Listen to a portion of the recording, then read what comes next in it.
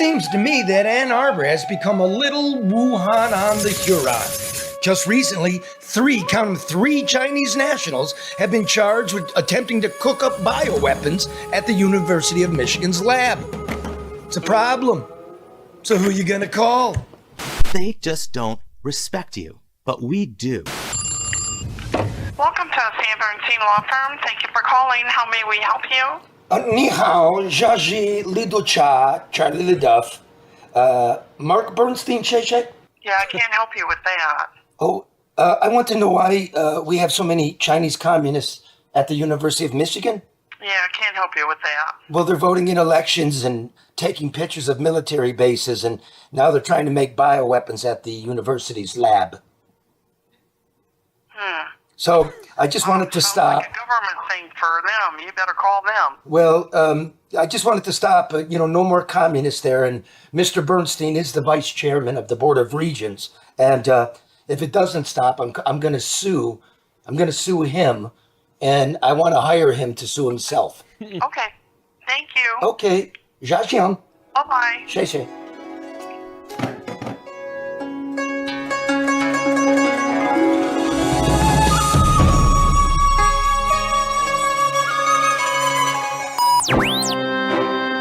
Live from downtown Detroit, it's the No Bullshit News Hour with my main man, Charlie LeDuff, and Karen Dumas. It's just it, breaking news.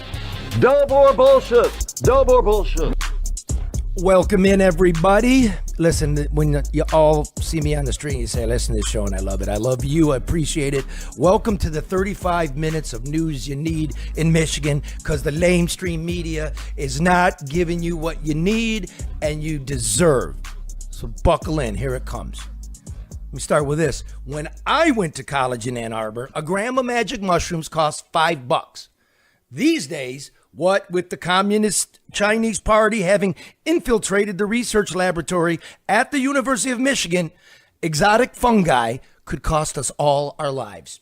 Three Chinese researchers were recently charged with attempting to smuggle toxic plant fungus into Detroit Metro Airport.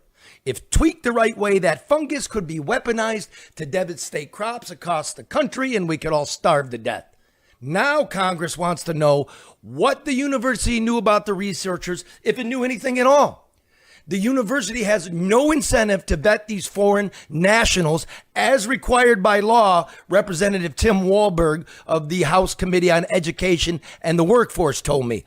It makes a lot of money, the university, off of research, and China pays the tuition. What's more, congressional committees have found that the smugglers were working under the supervision of two Michigan professors who also have extensive ties to the Chinese Communist Party.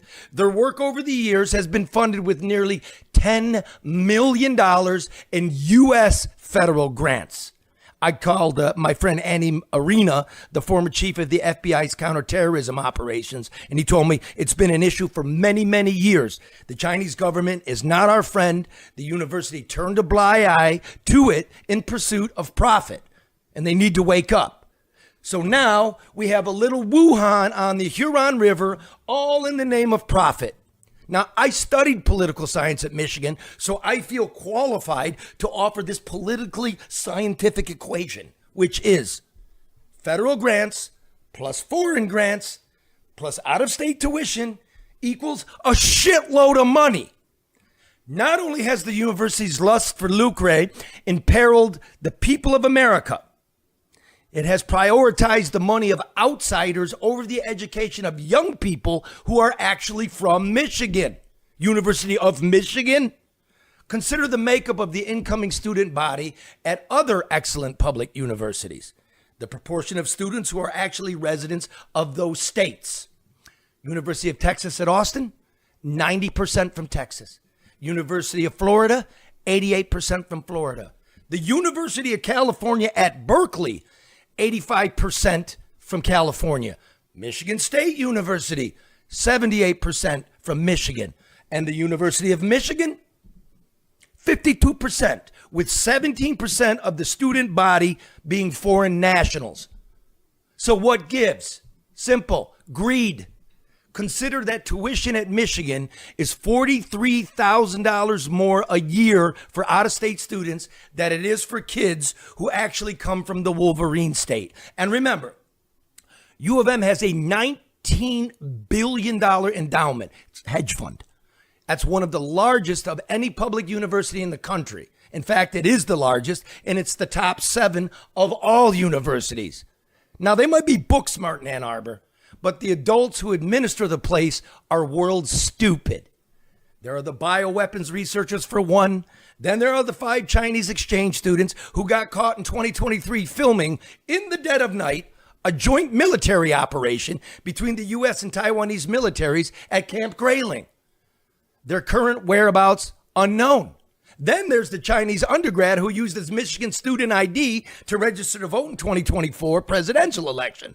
The student was later charged with election offenses and forced to surrender his passport. But not to worry, the guy slipped out of the country using a second passport. Over the past dozen years, the University of Michigan has been a sordid swamp of sexual, sporting, and now spying scandals. In that time, there have been 5 university presidents, 3 head football coaches, and a nearly $500 million abuse settlement. The constant through all of this has been Mark Bernstein, vice chair of the Board of Regents and a noted slip and fall lawyer. An attempt to leave a message, as you just saw with Bernstein's law firm, 1-800-CALL-SAM, proved unsuccessful. Who knows how compromised the university has become with corporate kleptocrats and communist spies. Let's hope Congress gets to the bottom of the mess in Ann Arbor before we're all forced to bend over and kiss our asses Zhaijin. I'm Grace Karos, and I'm 3rd generation of American Coney Island. People say Detroit's a comeback city. I say, where you been? We've been here for over 100 years. My family's been here on the same corner, serving our famous proprietary American Coney Island hot dog. So like always, we're keeping things fresh, updated, and new. We'd love to have you come downtown and visit us, but if you can't, you can always go to AmericanConeyIsland.com, order a Coney kit, get it delivered fresh right to your door. This message of Uplift is brought to you by business and personal wealth advisor Luke Nowacki, who reminds you that what does it profit a man to gain the whole world but never enter the kingdom of God? But while you're waiting, Nowacki wants you to remember that overreaction is not a sound financial strategy. So call Luke Nowacki at 248-663-4748 for sound financial advice. Mark, you went to Ann Arbor. I did. What you feeling on all this? Well, I don't like it. I mean, I don't know what to say. You don't like magic poisonous mushrooms? No, not at all. But, they started defunding universities with public funds. So they started really kind of cranking up tuition late 90s, early 2000s, unlike when you and I went there. And students are now customers. They're not students anymore. Yeah. And because of that, you create an arms race of money. And they're so not, they're they're taking not it the for best everywhere. They're not the best and the brightest because the empirical measurements of like what let's just say the SATs are, for lack of a better word, an IQ test, right? Like how well you're prepared. They've been moving to get away from that shit. I know. Right? Well, yeah. You got nearly 20% of the campus is a foreign national. Mm-hmm. And our own kids, our public university, they can't get in there? I know. I mean, I don't have a problem with foreign nationals, but can they just do liberal arts? I don't really want them doing research that is going to end up helping our military, because a lot of universities do military research. I don't want them doing this kind of research. They're not. The federal law requires both the federal government and the universities to vet these students. And under Biden, they didn't do it. Yeah. Right? And then that's inexcusable. Congress has asked for, where's your vetting papers? Mm-hmm. You know what I mean? This is fucking ridiculous. So, as I promised you, we opened a new front here in the No Bullshit News Hour / Michigan Enjoyer. I got my fucking eyes on Ann Arbor. I love Ann Arbor. Go blue. Do it the right way. Our kids first. I hear you. Right? Yep. Our kids first. Yep. Amen. Fucking paid for that. I went there. They educated me. Right? The public university. Not bad tuition. I owe it to my community. Keep an eye out for that. But it's fucking crazy. And the football program, Mark, how you feeling about that? 3 head coaches in 12 years. I mean, it's not the Michigan way. Yeah, but national championship. That'll float me for a few years. I mean, the cheating didn't bother you? The sign stealing? What cheating? Yeah, sign stealing's legal. Move along, go blue. Yeah. In-game scouting, not appropriate, but sign stealing, totally fine. Did I ever tell you that Ohio is an old Ojibwe word that means beautiful? Yeah. Okay. And Columbus is also an old Ojibwe word which means not. That's my birth city. That's what I'm saying. Yeah, I know. Blue, fucking We're all ugly. A homunculus. I learned that at Michigan. Homunculus. All right, listen. This is the news you need. Let's get you in. Let's get you out. What's bullshit in the news? The No BS Newshour presents What's Bullshit in the News?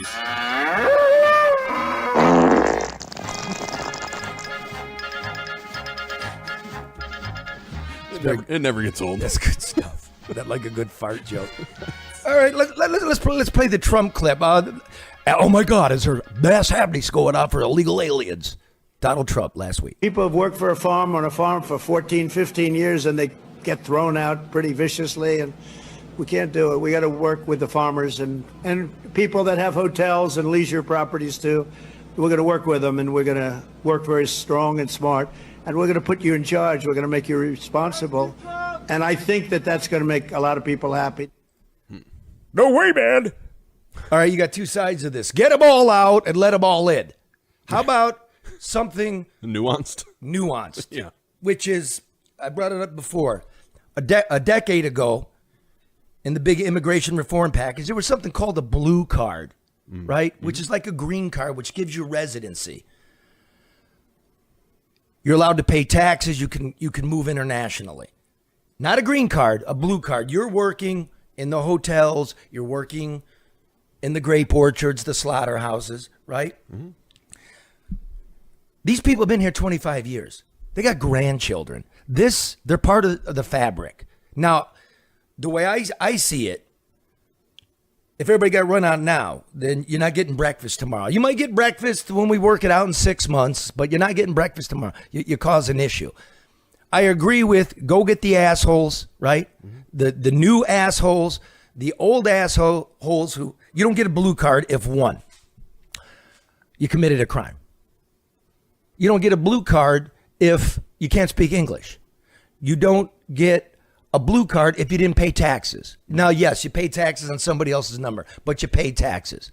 You got to pay a fine. You broke in. You got to pay a fine. And if you didn't pay taxes, you're gone, right? If you have kids, you also get another point here.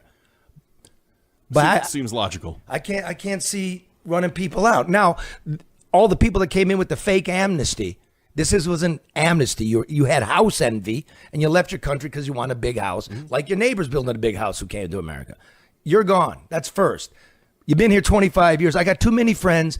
Everybody's got friends, right? Really?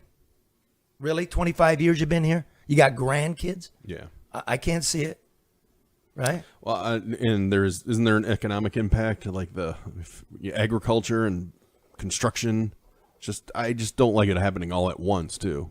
Yeah, all at once is the issue. But here's the deal. This is the truth. Blue-collar wages have been going up. 1 million people have self-deported since Trump took office. That's the biggest amount of people. That's first time in 50 years immigration has gone negative. And when was that? That was 1974 when they were doing the same shit. Rounded up. In 1975... it flipped to positive because we were bringing the Hmong and the Vietnamese because we're getting our ass out of Vietnam. But in 74, 70, this is nothing new, right? Obama did this. Clinton did this. Eisenhower did this. Kennedy did this. Johnson did this. Nixon did this. Don't give me the bullshit. I think the problem is Biden didn't do any of it. Oh, no, man. He's a fucking disaster. We all know it. And let me just make the point. I'm a Midwest guy. I'm an independent. I'm from Michigan. Like, Michigan decides, right? You're spending billions for a vote from a guy like me. Use your common fucking sense. Now, what's also happened is blue-collar wages have gone up. a lot in the last couple of months. There was a raid on 2 Nebraska meatpacking plants last month. ICE arrested half the workforce in one. 2 days later, they were flooded with job applicants, Americans. One woman saying, I'm going to make more here than I'm going to make at the convenience store. You know what I'm saying? Mm-hmm. With health care. So, $24.50 an hour to start in Nebraska now with health care. The illegals work for half of that. I know that because I've worked in a couple of slaughterhouses. They work for half of that. So about 4% of your price, your cost of meat is labor. Not the truck drivers, not the shipping people, just those cutting it up, right? Mm-hmm. The ones who are now making $16 an hour. If you double the wages, we're all going to pay about 20 cents more a pound. So an American worker who will do the job, we're the ones that used to do the jobs until you made them hellholes and cut the wage in half and took the bennies away. If you doubled the wage, a hamburger will go up 20 cents a pound. I'm going to pay that because I watched it going on under Biden and I had no choice. If I'm seeing a reason to reestablish a middle class, I'm all for it. Now, if you think, whatever you think, Cesar Chavez. Everybody knows Cesar Chavez, the Union hero, yeah. Yeah, United Food Work. What was it? God, I don't know, but yeah. United Farm Workers. United Farm Workers. Workers. There you go. This is back in the 70s when they're going on strike. This is Cesar Chavez, who's got a boulevard named after him in every fucking city in this country, right? This guy's an icon. This is what Cesar Chavez was saying. Well, there's an awful lot of illegals coming in by the hundred, by the thousands. Our people are not only in some of the crews where there's now strike breaking. Some of those crews are 100% illegals, outright, openly, with no attempt to disguise it. And so it's so bad now that we estimate 60 to 70% of the farm workers in California, of the resident worker, of the citizen, is out of a job because of the wetbacks. They're coming in by the thousands, just unbelievable. See, they're coming in with the consent of the Immigration Service, which is part of the Department of Justice. The workers themselves, even though a lot of them are Mexican descendancy themselves, are very uptight, very, very worried and very mad about the illegals coming to break their strikes. And it takes away their jobs, their livelihood, and so forth. And Cesar Chavez was correct. Now, that was in October 74. The last year, immigration went negative, right? Then, okay, corporations are going to bring people in. We got to bring in the people we fucked over in Southeast Asia. And it's been an economic bloodbath since. There can be order to this without hate. Be reasonable. Why not penalize these businesses, too, that pay these low wages? They're supposed to. Yeah. Like, there's something called E-Verify. Yeah. Oh, yeah. It's all there. Like it's simple. We've all done E-Verify. Yeah. If you've done anything with the government, yeah. Man, I don't pay my fucking taxes. I'm fucked. Mm-hmm. E-Verify. And, that's just basically, E-Verify means their social security number, there you are. Matches, yeah. It's electronic. They can work. Department of Labor can show up anywhere and go, who's that? Yep. Give it to me on this phone. It's required, right? For instance, I was told here at American Coney about 30, 40 years ago, the United States Department of Labor would come in here before the phones, before the E-Verify and go, who's everybody here? Let me see the social security number. And if you didn't, bye, fine for you, they're gone. Right? This isn't anything new. I mean, I'm not a fan of making small businesses do more, but E-Verify seems pretty cheap. Okay, now we're all going do more. This isn't 1974 where it's like paperwork and fill that out and triplicate. Paperwork. It's like bing, bing, bing, bing. Yeah. I can do my fucking taxes on this thing. You know what I mean? It's not too much to ask. But again, when I sit with the left, they're like, no human's illegal. Like, no, but the shit they do is illegal. And when I sit with right-wing people, they all got to be out now. I'm like, you are so soft. You are so, like, not worldly. You haven't been around. You don't know how many millions of people right now are preparing the food for us, right? Forget all, you're racist and all that. No, that's who's doing it. Yeah. I work with them. My friends, that's where I learned Spanish. They're good people. I've worked with them. Yeah. Oh, fucking name, man. So there got to be some middle ground. All right. except for maybe this guy. Maybe we don't need a lot of guys like this guy, Shri Thanedar, who doesn't actually know who he represents. I think he's trying to establish residency in Detroit. This guy had a biolab in Ann Arbor. That's right. And then it went bankrupt. He left all the beagles to die. And then when he moved to Detroit to run for something, he called me to show him around, and he didn't fucking write the notes down. It really seems like it's affecting him, though. Right. Oh, look at this. What rhythm, man? He dancing at a hip-hop party. What rhythm? Thumbs up. He posted, Detroit is fun. Oh, jeez. Such clear pandering. Oh, my God. It's so bad. And nobody wants to talk to him. He's over there in the back. I really think, you hammered him hard. He didn't know the 5 gross points. He didn't really even know where he represented. So now you see a push on his social media and say, no, I'm a Detroiter. Yeah, but you represent. What are the 5 gross points? Yeah, exactly. And how do you get to E-course? And what's the main boulevard going through Taylor? It needs to be fixed. It's all fucking rutted up and shit. And here's his answer. He looks like he's at a Jewish wedding. Oh, jeez. All right. What'd you say? He looks like a toddler. It's about the size of one, I gotta tell you. Speaking of Detroit politicians, Robert Davis is going to join us in a little bit.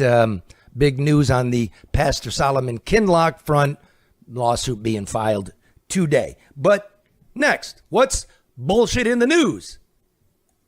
There it is. The No BS Newshour presents What's Bullshit in the News? I'll tell you what's bullshit in the news. Okay, the big, beautiful bill. Okay, now, I studied economics, finance, political science, but I do work. I read reports. I read the Congressional Budget Office. I call Wall Street honchos. Here's what I make of this. Medicaid and SNAP cuts. Not against them. Not against them. Let me tell you why. Nearly 1 in every $5 spent by the federal government is for food stamps and health care, not for the retired, right? But for the poor, the disabled, et cetera, et cetera, et cetera. Since COVID, in 2021, the Biden administration increased food stamps by 20% after inflation.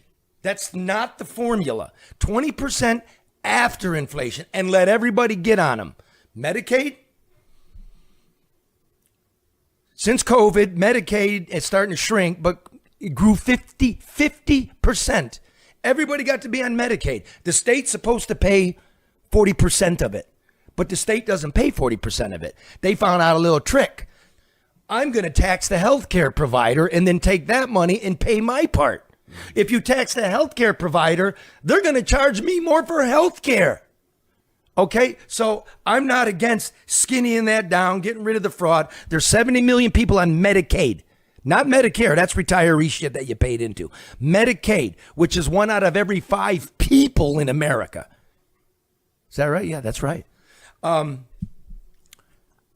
my problem is the rich got everything in the big, beautiful bill. They got everything in the Trump 2017 temporary tax deal, right? Like pass-through income on your LLC, right? The fact that you're getting the same cut as a middle-class guy's getting, but you make $500,000. So, 3% of $500,000 is a whole lot more money than 3% of $50,000. It's 10 times more. They don't need it. We know what happened with wealth in this country. We know what happened with wealth redistribution. We don't need it. The SALT, the state and local tax write-off, right? You get to write it off. Mm-hmm. It went from 10,000 to 40,000. Mm-hmm. Now, a lot of these are permanent. That's not permanent. But here's what you got, middle class. Oh, one more thing. Revenues over 10 years are supposed to be slashed, right? The tax cuts are about $5 trillion over 10 years.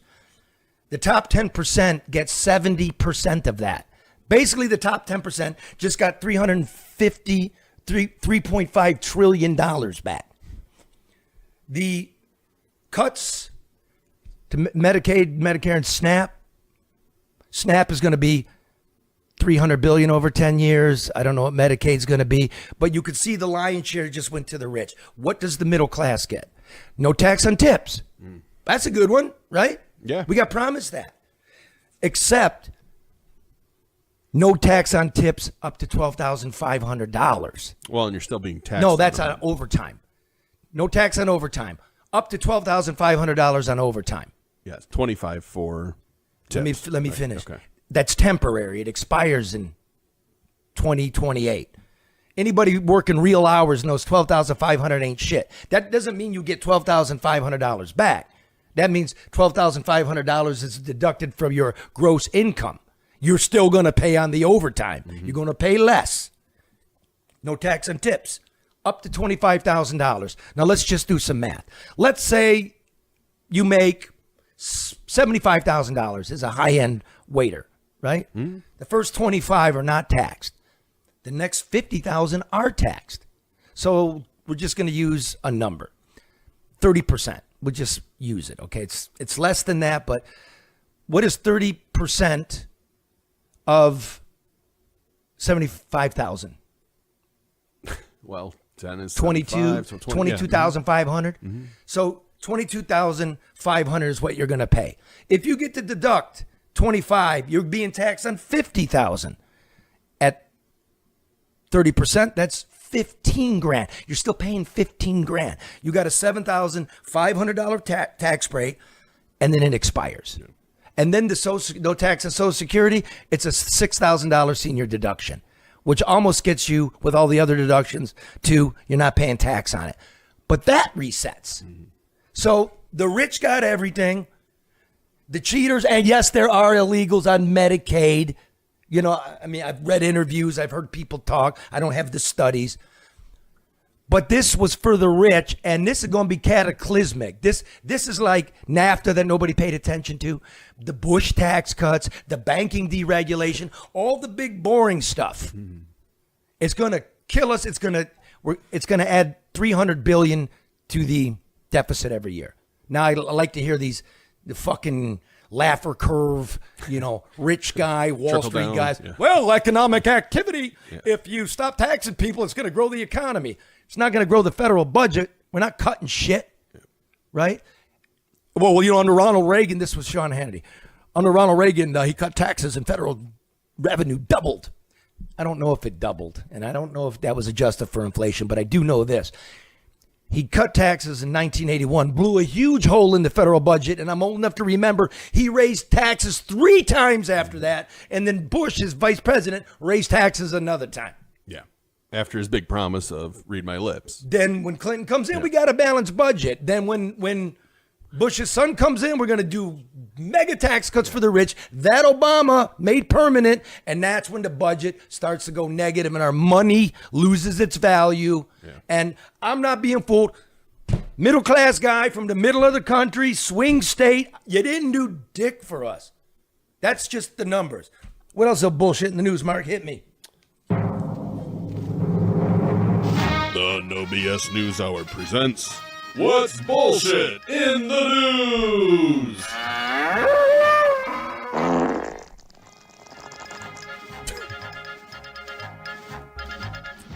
Epstein files. Oh, jeez. Epstein file. I'm not the expert. You are. All I know is this. This is what Pam Bondi said earlier this year about the Epstein files. The DOJ may be releasing the list of Jeffrey Epstein's clients.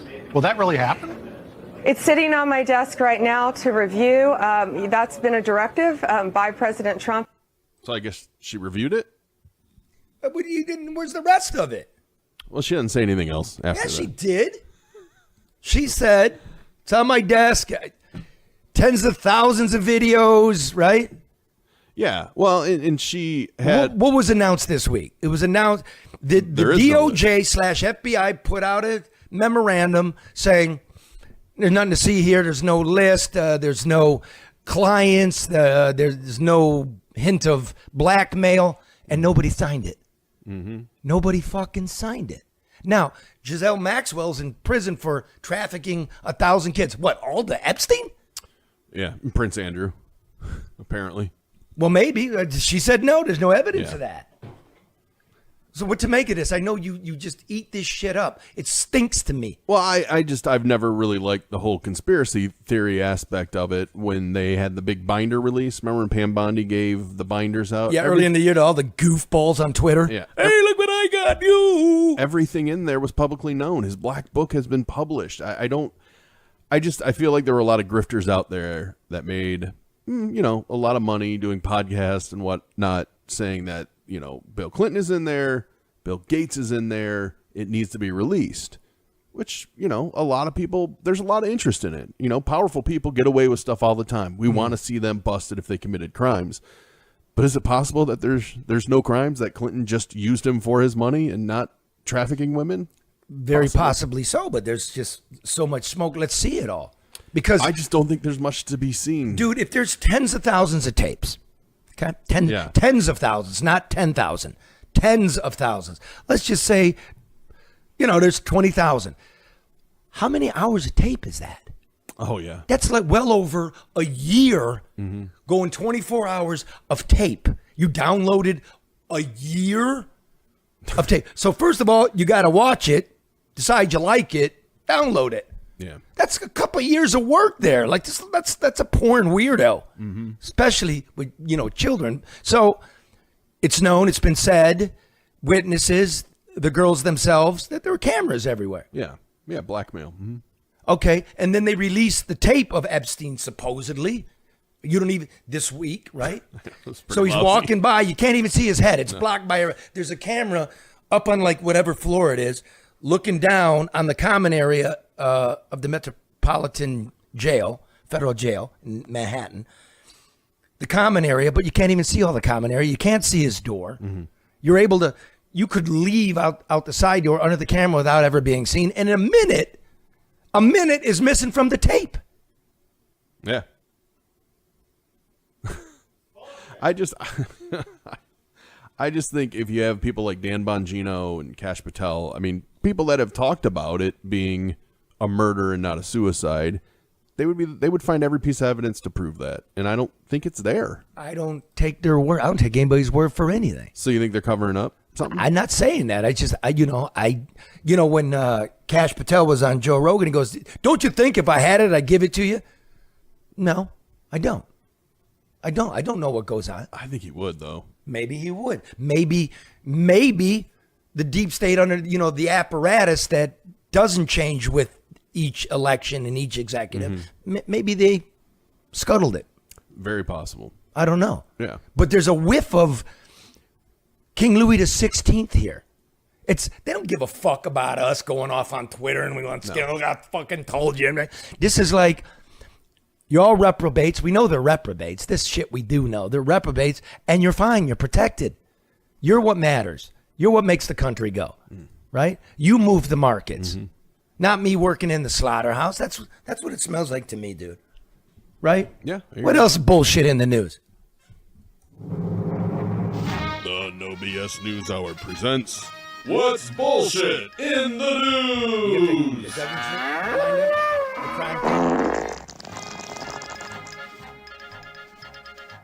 Look at that. What were you asking me? Well, it's summer in Detroit. Oh, yeah. Crime is off the hook. Here's last weekend.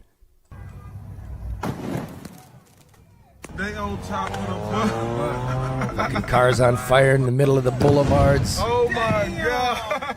Drifting. Throwing shit at fire trucks. Jesus. Christ almighty. Car fully engulfed in flames. This is Detroit, dude. Up. Police getting into it with people. They didn't have enough cops out. Right? They have the Take Back the Night squad that gets done at 3. So everybody knows to be out there at 3:15. This is how stupid it is. And 20 kids under the age of 18 have been shot in the last month. right? So the mayor's promising that he's going to flood the zone like you saw cops like never before. But here's the deal with the mayor. We're in the new fiscal year. You're going to burn through the police budget. Be gone.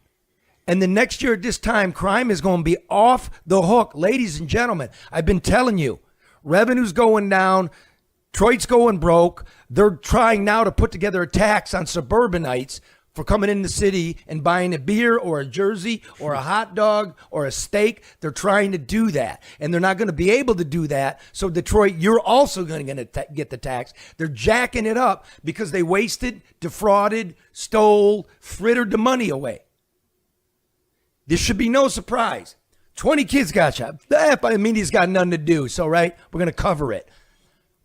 But I won that Emmy for the documentary called Kiss the Babies, where on average since bankruptcy, 9 kids have been shot a month. 9. That's over 1,000 children. We went bankrupt. The promise was to make life better for children.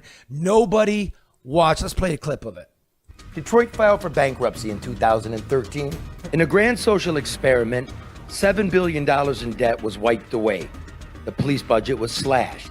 Pensions and health care cut. This was supposed to loosen up money to make life better for children. But did it? No one seems to ask.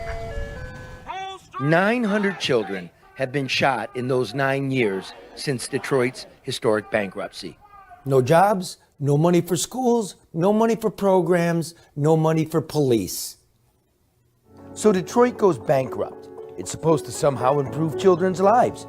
Do we get schools? Do we get programs? Do we get after-school jobs? Do we get more police? Do we get crime solved? No. This, and again, it was a huge story I did. Local media didn't want to do shit. Scared. When the police say there were 3,000 murders in the last decade, there were 3,300. What happened to 10% of the people? Homicides. Yeah. I don't want to get into the definitions. You hit 300 bodies. This is bullshit. I recommend that documentary too, by the way. I just watched it again. I hadn't watched it since it came out, and it's rough, man. It's really well done, though. I mean, a lot of interesting stories, and you just feel for these people, especially India, who was shot when she was 9, paralyzed, and the case closed without ever arresting anybody. They never even told the family the case was closed. They just closed it and lost the file till I found the file. Mm-hmm. Now, she was shot when she was 7 and was the poster child for 5 years. Bring her back because she was so cute. And then 5 years later, she's a gangly teenager in a wheelchair and nobody came to see her. Yep. The same day of the anniversary, the guy that we know who shot her. Mm-hmm. He's laying in Henry Ford with 18 bullet holes in him because somebody whacked him on the side of the highway. He lived, and he wasn't paralyzed. All she wanted was an apology, and nobody could give it to her. And we're getting this shit. You could see at this press conference with Duggan how rough this motherfucker looks. And again, before we move on to the next one, you're going to be voting for governor. Do not be fooled by this. Pay attention. Right now, crime, right back up, right? Money's gone. We got less money in the budget this year, and we came back. Watch this time next year when you're starting to make your choice and ask yourself, is this what you want for your children? Is this the kind of guy that's going to get Ann Arbor cleaned up? Or the streets cleaned up? Or the budget cleaned up? Or the water cleaned up? No, sick of it, man. Now, after this word from our sponsor, we'll be back with the update on the troubles and journeys and domiciles of Mega-chuch Pastor Solomon Kinloch. Robert Davis next.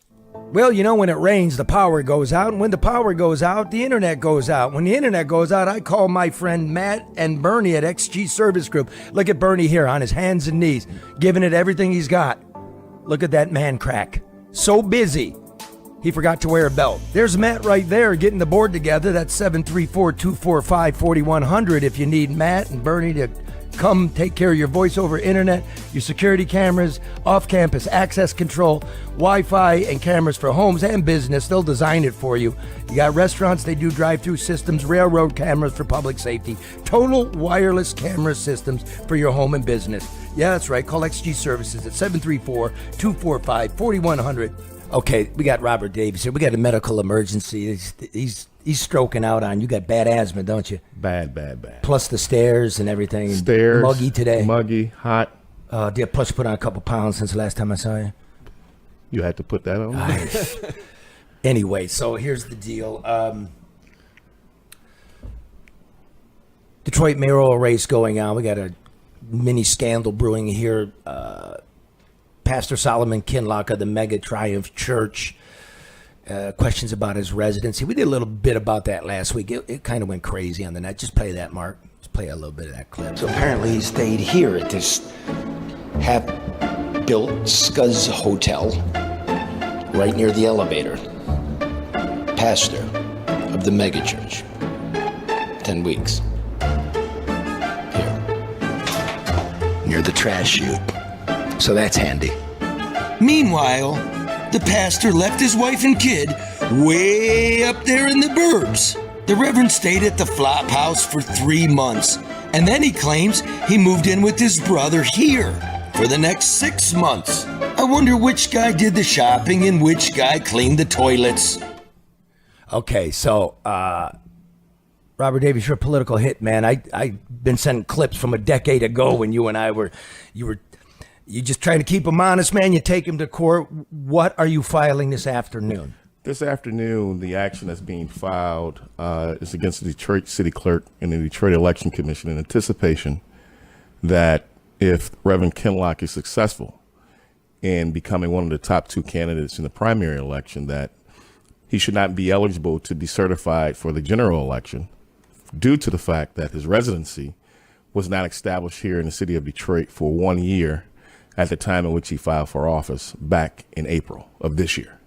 And one of the things in which the public documents in your expose has exposed is the fact that he was truly not a resident of the city of Detroit initially when he moved there on Michigan Avenue back nearly a year or so ago. In the Scuzz Hotel. In this whatever hotel, 1-room penthouse. So I don't even think it was a penthouse. It was a bathroom. Near the garbage chute. Yeah. Near the garbage chute. And so one of the things in which I will be requesting is for the court to hold an evidentiary hearing in order for him to prove and show that he was truly habitually sleeping and living there at the time in which he claimed that to be his residence for voter registration purposes. How would he prove that, or how would you disprove that? Because this could upend the whole shit. Well, I believe, based upon past cases in which I've been involved in terms of proving residency, is 1, provide utility bills, provide proof of residency, provide a lease, provide proof of payment.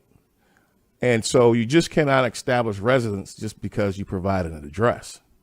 There's other ways in which you could prove or disprove a person really lives at the residence in which they're claiming. So the other thing in which I've done in the past to prove a person didn't live there is establishing with the ownership of that property, the people who've lived there or close proximity during the time period, the relevant time period. But even more importantly, in the second move that he made within 6 months, he claimed to live with his brother, who was an elected official in the Wayne County Commission. So one of the things in which I believe is going to have to happen and hope to have happen is for the court to order certain people to have to testify and attest to the fact that he was truly a resident at the various residents that he claimed to be living at within that 6 to 8 month period. So you have a person moving 3 times in less than 10 months. And if that doesn't seem fishy and suspicious, I don't know what does. And I hope and I pray that his brother and his wife and others do not lie on the stand if they call to do so in order for him to try to run for mayor. So you're telling me Pastor Solomon Kinloch of the Triumph church with 7 locations in the metropolitan region and 6 ways to donate, that the pastor himself will have to place his hand on a Bible and say, I swear to God, I was living with my brother and cleaning the toilets. He would have to do, that's the hope. And based upon the cases in which I've been involved in the past with proven residency with candidacies, judges have been open to having the candidates and putting out evidence to show that you were actually a resident at each one of those locations. So I believe that he's an honorable man. I don't know him personally. I have no reason to doubt it. I have no reason to doubt it at all. And so in order, I hope that he would not put himself in that compromising position just to become a candidate for the mayor of the city of Detroit. Come on, man. Like, of course he did. Because if you're really committed to the city of Detroit, you'd own property in the city of Detroit. You'd have a house. And I need to bring this up, and I need to let you go because your juggler's popping. I get messages going, LeDuff, it's because he's a black man. If he was a white man, you wouldn't have done this. And I'm like, I fucking did that. Mike Duggan, I did that. Oh, I did. I kicked his ass so hard, he had to do a write-in campaign with millions of shady dollars.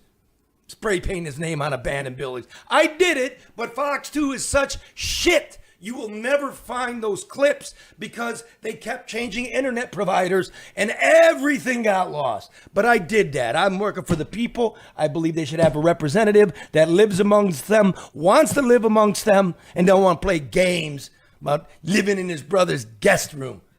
I agree. I remember during that time back in 2013 that you and I had many discussions regarding Mike Duggan. In which we were very successful in getting him removed from the ballot.